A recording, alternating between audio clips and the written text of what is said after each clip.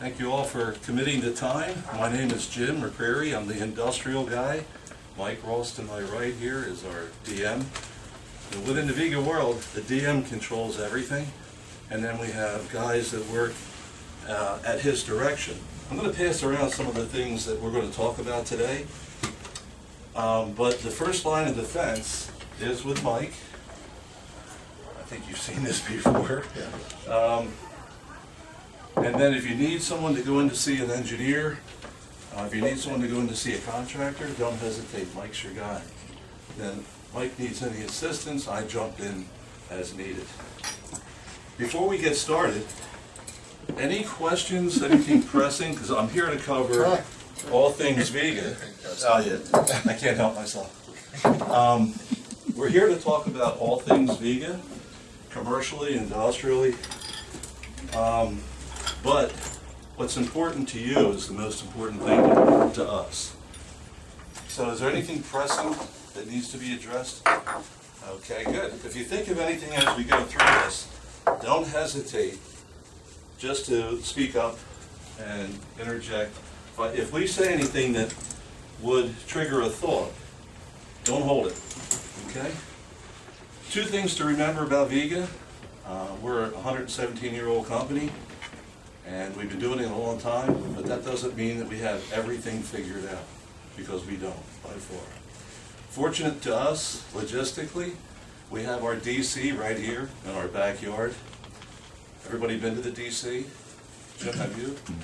Okay. It's pretty impressive. Have you, Bob? Yeah, when it was just like first being open, so it was only about 2/3 full. We had our first stumble over the weekend. I took an order upstate New York on Wednesday, and we entered it in the computer on Thursday, and we guaranteed a Friday shipment, and we missed. Hardly ever happens, knock on wood. We pride ourselves in doing what we say. So this morning on the trip out here, we had to pick up $920 in delivery, a hot tailgate designated delivery, to get it from Carlisle to Buffalo by noon tomorrow. So when I say that, you know, everything we touch, I'd love to say, is gold. At times we do stumble. But generally, what has been your experiences with Viega? May I ask? Usually if I put an order in by 3 or 3:30, we can pick it up the next day after 10 o'clock. Beautiful.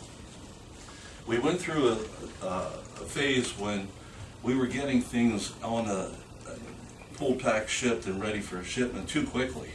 And then we had some wholesalers that were making changes to the order, and we would have to break into boxes and and make the corrections that way. Did you run into that at all? Not really, only because most of the time we pick up, so it really wasn't an issue for us. Good. Well, that's great. Well, we're doing good here.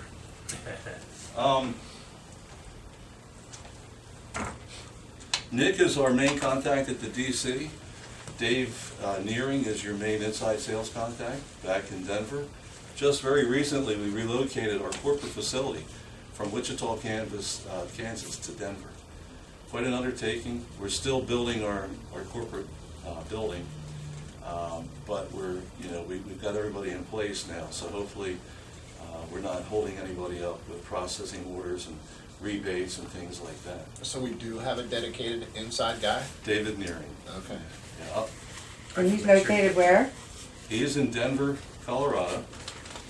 You may remember Casey Blue. Yes. Yeah, he's today's Casey. He's been with us now for more than 6 months. He's been through boot camp. You know, we have a kind of a policy that everybody that we hire goes through formalized training. We call it boot camp. And it's 6 weeks, pretty intensive. So you're 3 weeks at our training facility in Nashua, New Hampshire, and you're back here in the field. So what will happen here with Mike is that he'll go up there and he'll go through pretty intensive training and drinking, and then he comes back here, and then he'll have intensive training and drinking with me, and then he goes back up to Nashua, back here, and we do that for a total of 6 weeks. So Dave's been through it. If you have any questions or anything that's really sensitive, And I would ask that you coordinate that through Mike and me. Again, as the industrial salesperson, I'm responsible for calling on the industrial end users, any contractor that might be working at a power plant, refinery, paper mill, and so that's how to use me. But here, during the transition over to Mike, either one of us is fine. Mike and I keep each other informed in real time. So, okay, let's jump into it with both feet. Viega, 117-year-old company, has systems in Europe that we haven't released here to the United States yet. So we're a German company, and our powers to be in Germany are very religiously releasing things to the States systematically so that we don't choke on ourselves. 1999, we came out with ProPress Copper. ProPress Copper had been on the design stage over in Europe for 15 or 20 years prior. So things that we did in Europe, we worked through the bugs and we hopefully worked everything out before we came here to the States. So then guys got tooled up for ProPress Copper, and the next logical step was stainless. So they spent a couple $1,000s in tooling. Last thing you wanted to say to them was, hey, spend another $2,000 and you can start pressing stainless steel. So we went to Fisher. Fisher is a manufacturer of pipe, and we got them to design a stainless system to a copper tube OD. So this is our ProPress stainless. You know it as well. I mean, you've been doing a really solid job with our stainless for quite a while now. So you know it's available in 304 and 316. You may not be aware that we also do it in Eco. Eco is a thinner wall, non-annealed pipe. So if you don't need to conform to ASTM requirements, like standard for us is A312. If a 557 and ASTM 557 is adequate thin wall, there is a cheaper 304 option. And I say cheaper because everything about it is cheaper. If this is to be used as a step to get somewhere higher in a matrix of piping at a plant, you don't want to use Eco because the body wall is thinner. So I'm not I don't do a whole lot in the 304 Eco, but keep in mind if somebody positions it by saying, hey, look, your system is too expensive, you're all professional salespeople, what do you mean by too expensive? We can drop them down to something less expensive, but they typically will resist that. Once you tell them what they're giving up, they typically will fight back and favor what you had originally had presented. So 304, 316, and Eco. In terms of the elastomer, because obviously there's two parts of what we do, at the heart of our fitting is the sealing element. We standardized on FKM for our 304 system. Reason for that is FKM is like a Viton. DuPont has that trademark for Viton. So the ASTM reference for that elastomer is FKM. It handles elevated temperatures to 284 continuous, and then we can see spikes beyond that. So if there's a temperature situation and the EPDM, which is rated at 250, is inadequate, keep in mind we have the FKM to handle that. The other thing about FKM is that it's rather inert to more aggressive medias. So if you're looking at a situation where you don't need NSF 61 for potable water, I would ask you to always default to FKM. The reason for that is that when we submitted for third-party testing for potable water, we did it with putting our best foot forward, 316 EPDM, and that's when we got the stamping for NSF. That's how we accomplished it. So we need the 316 EPDM when it's potable, when we need NSF. Real quick story is, Cott Beverage was looking at an application and it was for potable water. However, they don't care about NSF. Anything that's in the confines of their fence, their own engineering group will dictate what standard that we have to adhere to or we don't. Bringing it closer to home, same thing would happen here at Gladfilter. They don't care about NSF. So what we would do there is that if they would rather use 304 material for potable water, we're cool with it. They trump, our approvals. When I say our, I mean Viega. Viega's a staunch company that we go through great lengths to pre-approve applications. In this brochure here, on page 11, you'll see some of the common approved applications that our engineering group in Germany have pre-approved. But for a plant, they don't really care. If they know that 304 is suitable for potable, don't hesitate to use it. If they're asking us for NSF, we have to go 316 EPDM. So we talked about ProPress copper. We jumped into why we came out with ProPress stainless to a copper tube OD. It was a much easier transition. The second reason for it is that it's the most appropriate system for many applications. If you take a step back and look at what makes us money, what makes all of us money is we have a system that we're tailoring to 80% of the applications that our customers come to us with. So what is that? It's compressed air, it's glycol, it's chilled water, it could be sulfuric acid. There's certain things that we see in every plant that we go into. So we go after 80% of the market. We're not going to really worry so much about the really unusual applications. So ProPress stainless really filled that void very nicely. And we introduced ProPress stainless in 2007. We would go into a food and beverage plant and they would say, okay, we're going to convert from the IPS system here, we're going to run 65 feet, and then we're going to tie it back in. We have all of the fittings that we need to do to run that. It's a more economical offering for him to convert to ProPress stainless, and the system's going to last much longer than what he had in there. When we go in front of a plant, much like when we go in front of a contractor, we talk about labor savings to offset the additional cost of the fittings. When you look at the traditional pipe joining methods, the people in this room were not participating in the margins with the labor that the contractor puts forward to install a system. Well, now we do participate in those margins because the fittings cost more, which offsets the cost of the labor, which is less.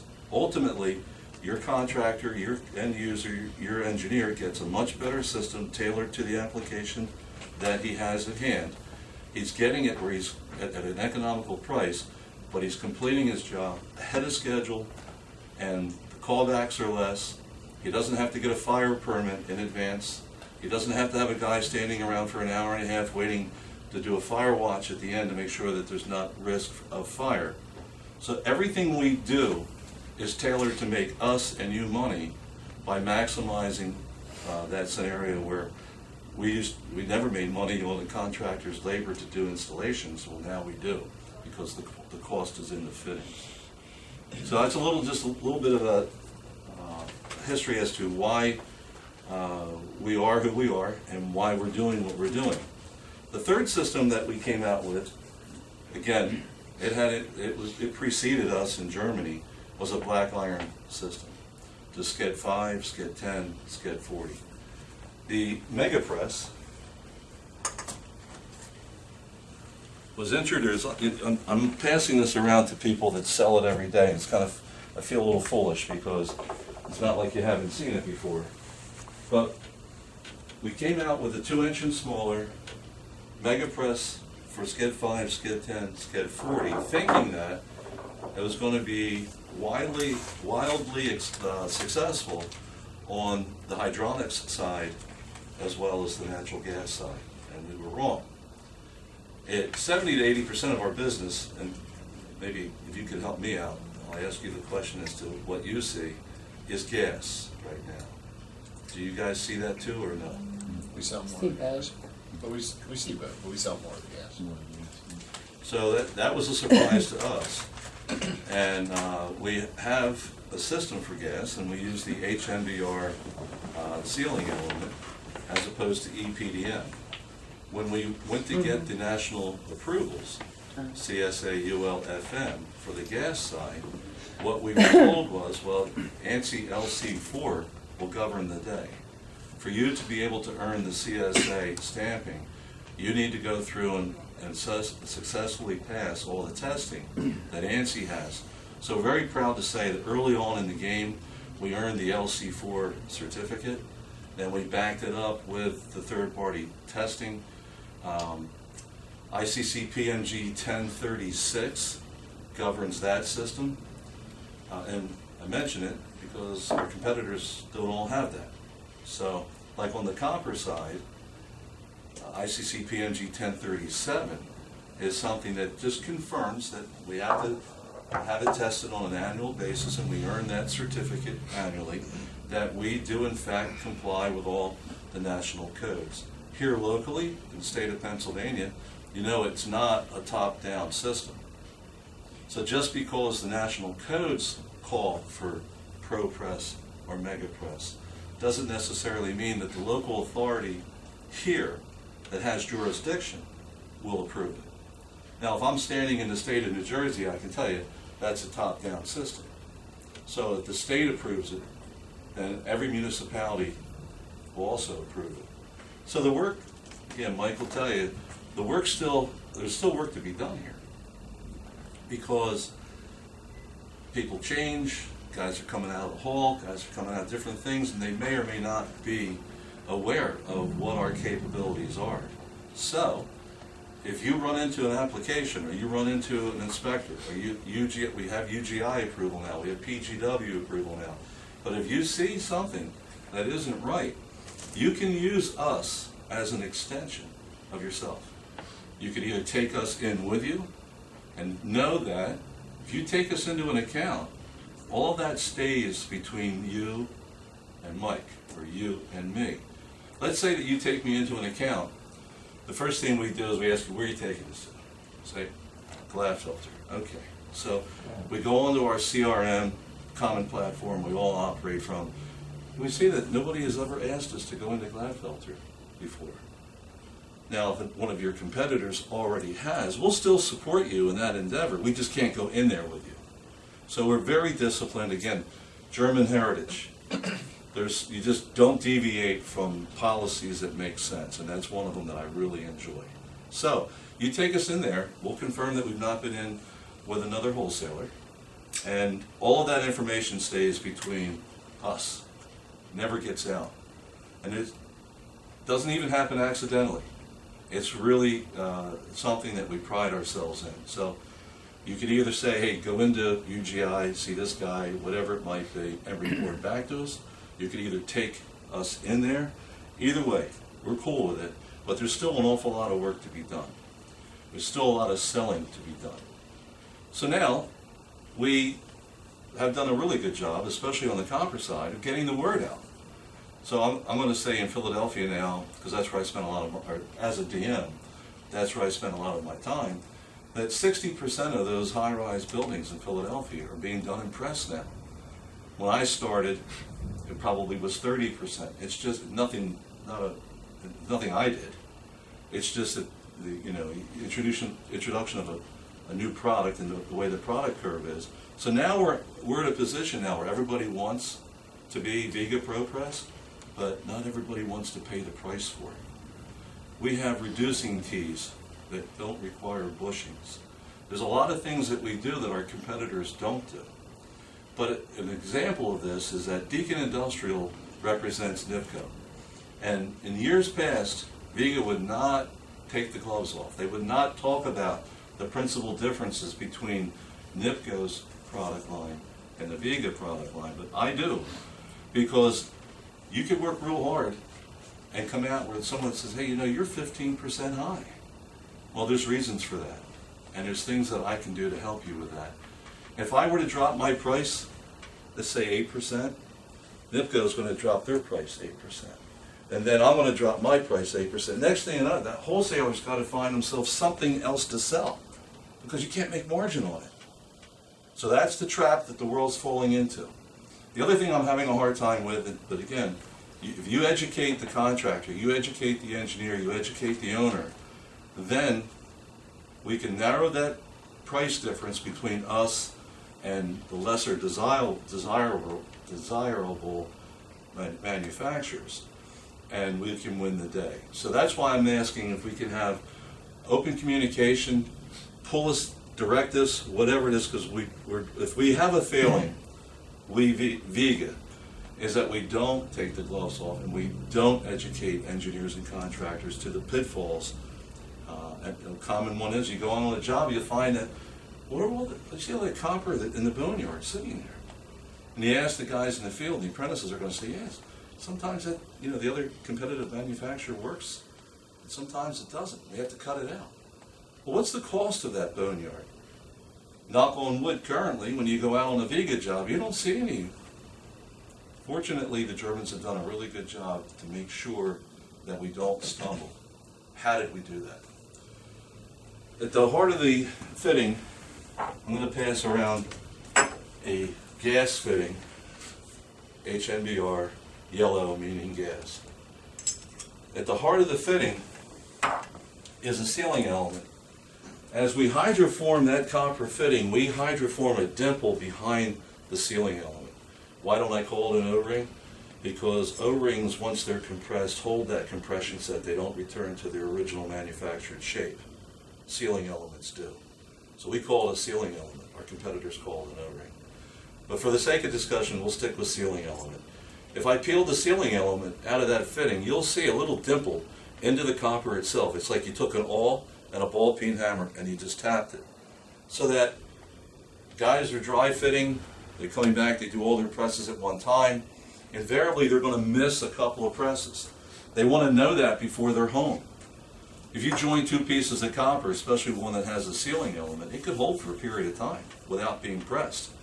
They get home and they get called back in. They're not happy because they forgot to press one. So we want them to know it immediately upon test. If they're testing with water, we ask them to test from 15 to 85 psi. They could test up to 600, really, but as a safety issue, try to keep the test pressures down to 85 or less. But either way, when they test with water, it's going to drip 100 times out of 100. Call their attention to that unpressed connection. Guys love that feature. What do our competitors do? They either notch little V pieces of rubber out of the sealing element, or they put little raised surfaces on the OD of the sealing element, so that when you join two pieces of copper and you test with water, the concept is that water will wire draw between the sealing element and the pipe and call your attention to the unpressed fitting. We do all the apprentice trainings, and we hear from the apprentices all the time that they get false positive readings with the cheaper brands. They don't ever get a false positive reading with Viega.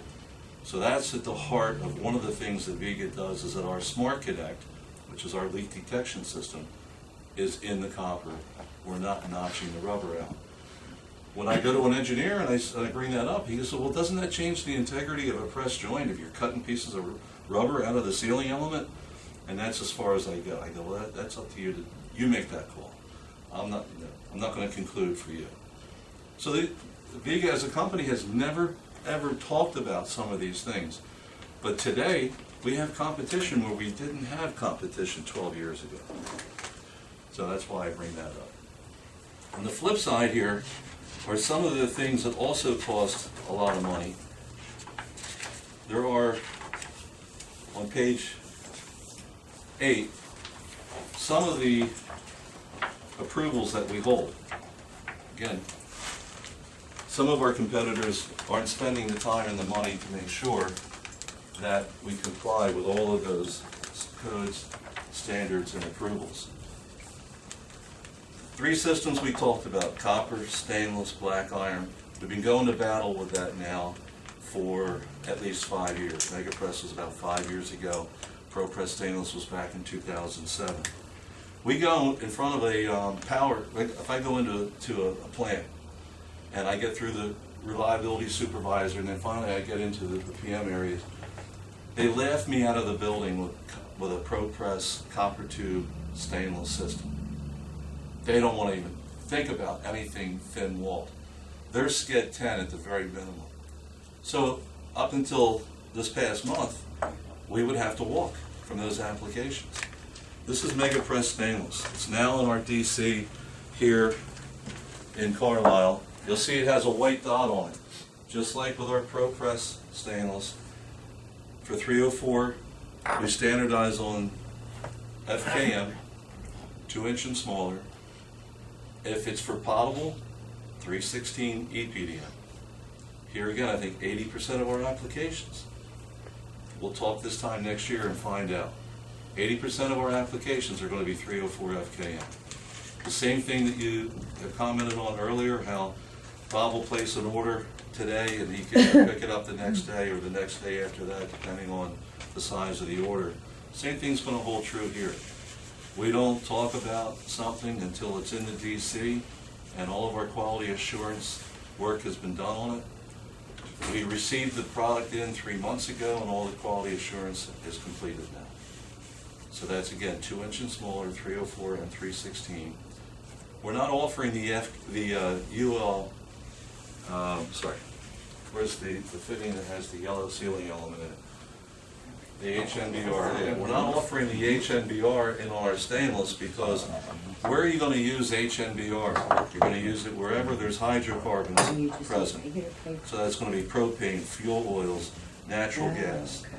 Compressed air, if they can't control the oil content of the media. So if they've got a lubricator, a lot of them do, on that compressed air line, and it's just a matter like a manual load station, guys can come up and just turn them up. Now they're spewing oil down that compressed air. What is that going to do to the black EPDM sealing element? I asked that as an open-ended question because I'll tell you what it'll do. But to finish my point is, we're not going to use stainless for that application. And now, if they wanted, let's say that they want to use stainless on compressed air and they're worried about the compressor fluids, FKM is going to be equally as resistant to those oils as HNBR would be. So that's why we've standardized on the stainless side on EPDM and FKM, and then on the black steel pipe side, the carbon steel, it's HNBR and EPDM. We all know that shiny coating on the standard Mega Press is a nickel zinc powdered coating. Some of the local codes will say if we're burying the pipe, we have to wrap it. Then typically they'll say, or if you're going to keep it outdoors above ground, like you're going to plumb a rooftop unit in, they're going to paint it.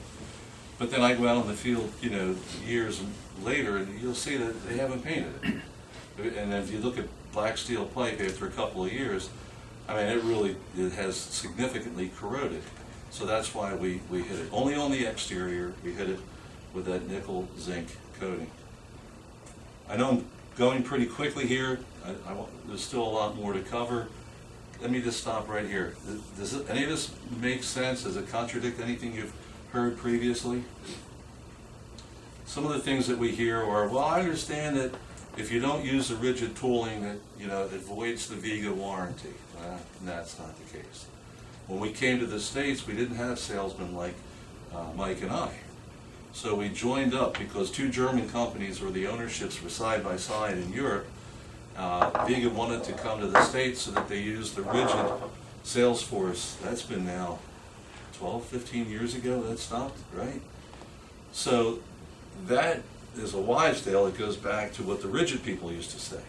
Today, Milwaukee, DeWalt, Rigid, they all make very high-end tooling, and we're very comfortable with those three manufacturers. And what has that done? That makes their tooling more competitive. That makes it easier for you to overcome that tooling objection when guys say, I'm all set, I'm all about it. I get the technology. I don't want to spend $2,200 on tools. Now, we're now starting to adjust. It takes us a long time. You have to hit us over the head a couple of times before we realize it. So now we have been testing the market with tool promos. For the first time, Bob can place, along with his fitting order from Viega, he can buy tools. And that way we keep the cost of the tools down to where it enables us to make conversions, and we all win. And so if you have a guy that's on the fence, but maybe the tooling is going to be an obstacle that we just can't overcome, please talk to us about that as well. Things to come. Now that MegaPress Stainless is here, probably 18 months from now, we're going to be talking to you about MegaPress XL. Carbon steel, 2.5-inch, 3-inch, and 4-inch, only for hydraulics. In my lifetime, the national codes are not going to allow us to put MegaPress G for natural gas above 2-inch. Just not going to happen. So there's no reason for us to have the HNBR sealing element in our MegaPress XL offerings. It's going to be for hydraulics and hydraulics only. Then, on the heels of that, within probably 3 months, will be MegaPress Stainless. Again, because all that work has already been done in Europe, this MegaPress fitting can handle DIN, metric, and imperial.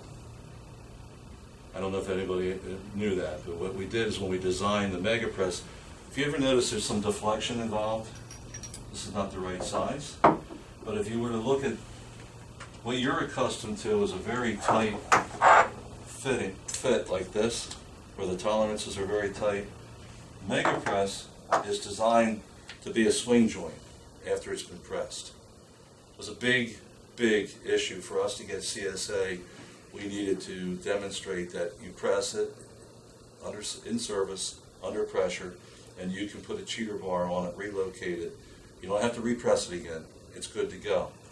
The other thing that we wanted to do was make sure that it was able to handle imperial and metric. So there's things that we want to talk about too when we get in front of your customer, and that is deflection. If I were to press this fitting and I come in and I press from this side using the scissor jaw, and then I keep pressing all the way down the line from one side of the pipe, you'll see it take a very nice natural bow shape. So to make sure that, now that doesn't affect the integrity of our joint. It's not going to leak. But everything we do, we want it to look good when we're done. So if I'm pressing this fitting, I'm going to come in there, and then the next fitting, I'm going to come in from the other side. So what it'll end up doing is torquing the pipe back into a straighter fashion. If I'm working in a larger size, in MegaPress, in the 1.25 inch, 1.5 inch, and 2-inch, we're going to use a scissor jaw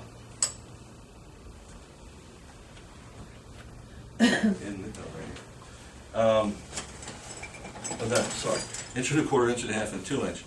This is a 2-inch ring jaw. So here we are. I'm an operator working the gun like this. Got the jaw sitting here like that, and as I'm pressing down and I'm completing the press, it's going to torque the pipe towards me.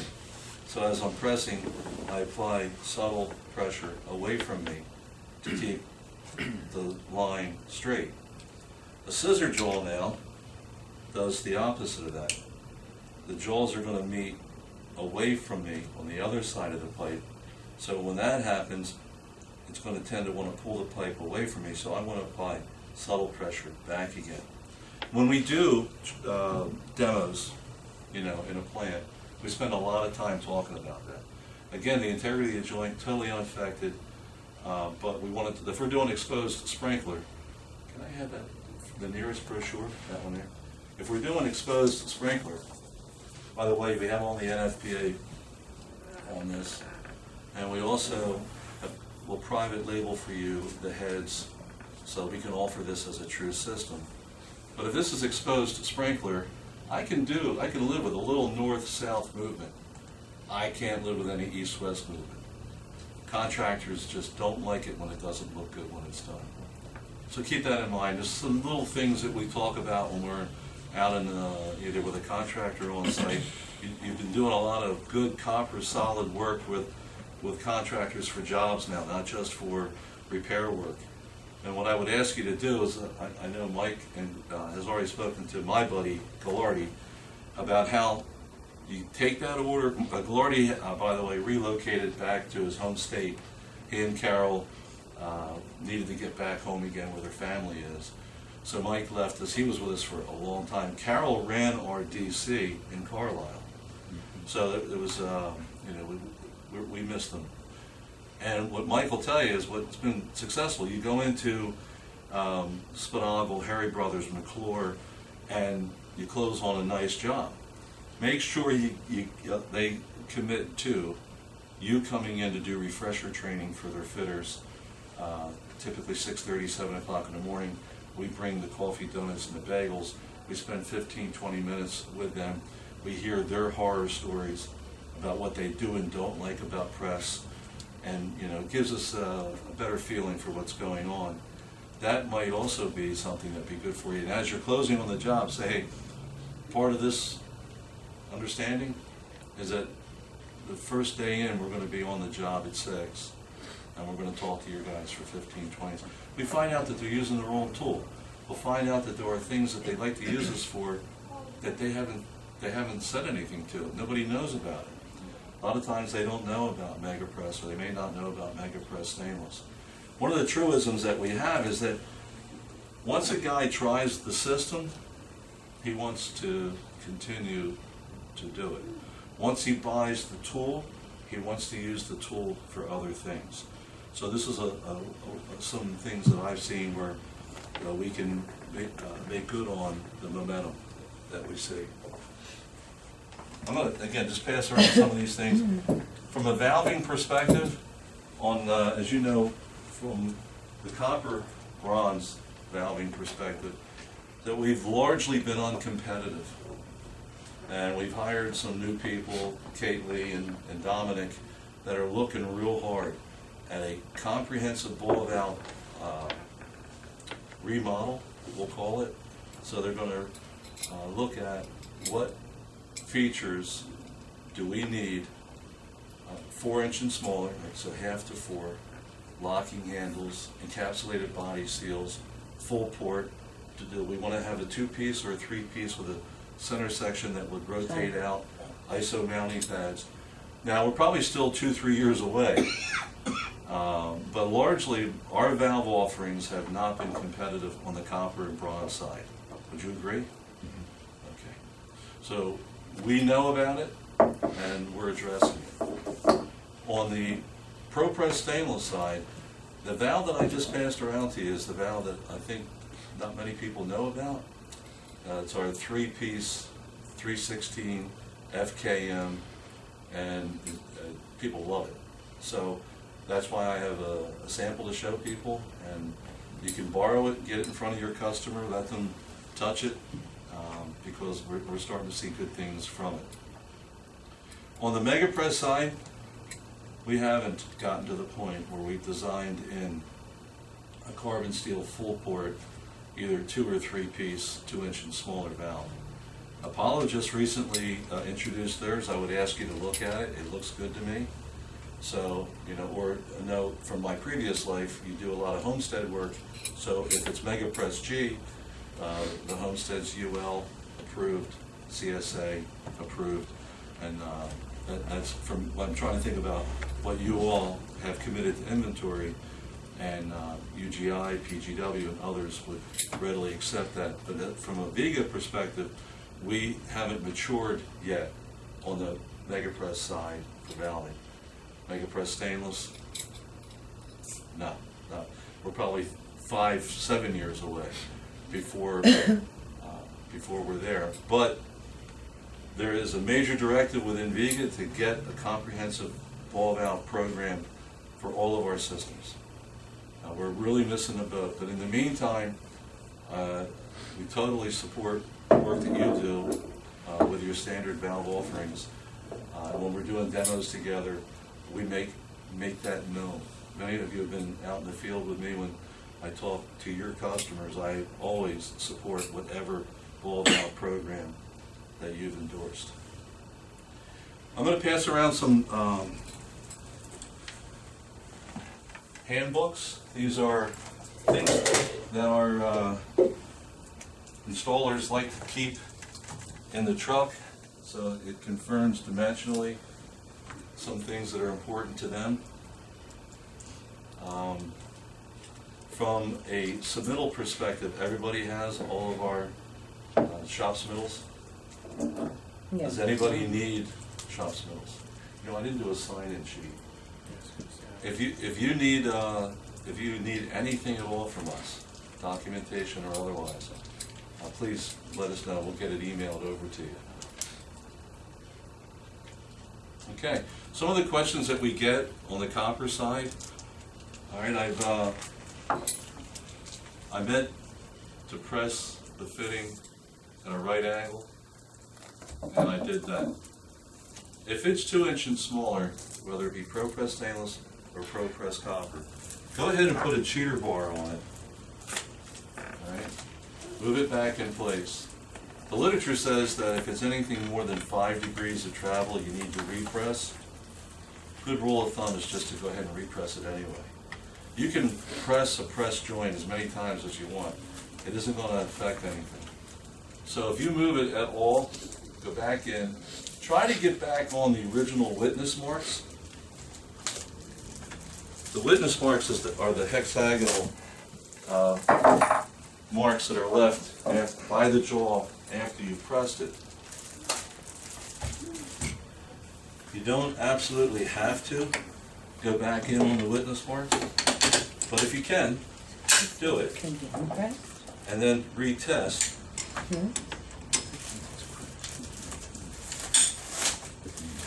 And you're good to go.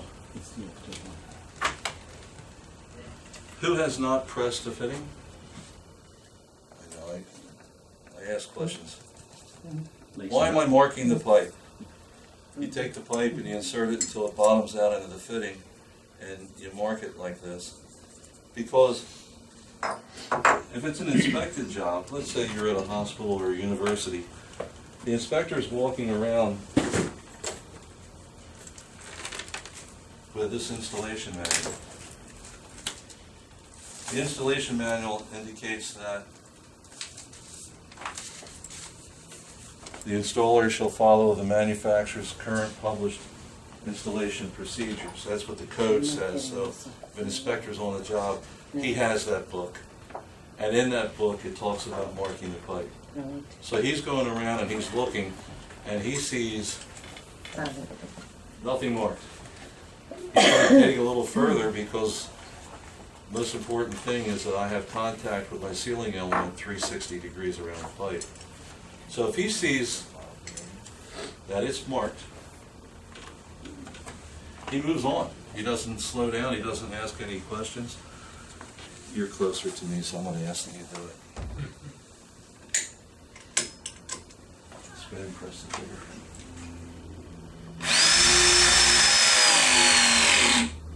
All right, so 7 seconds. It took 7 seconds.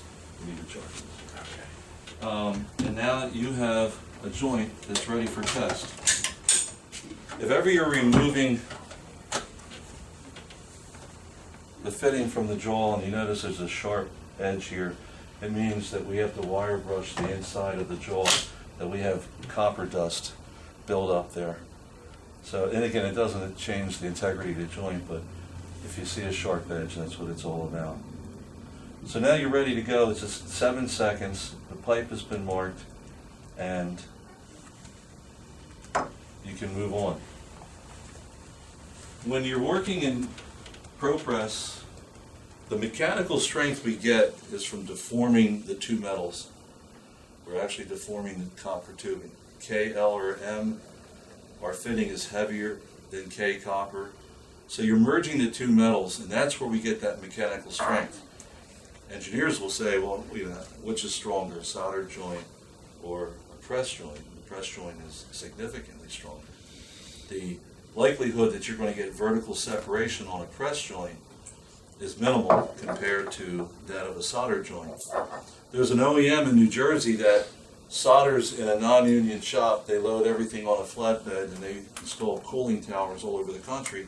So they're running these segments of pipe, much like when you're doing fire protection. They have it all labeled so that they can erect it on the job quickly. And they always have to give attention to solder joints when they get to the job, because the vibration will open that joint up in transit.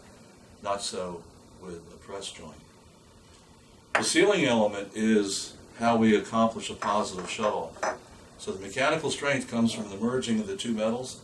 The sealing element is critical. Even though you may not ever make contact with the media. So if it's an EPDM, earlier we were foreshadowing as to what if we put the wrong sealing element on the application. What happens? Oftentimes you don't even know it.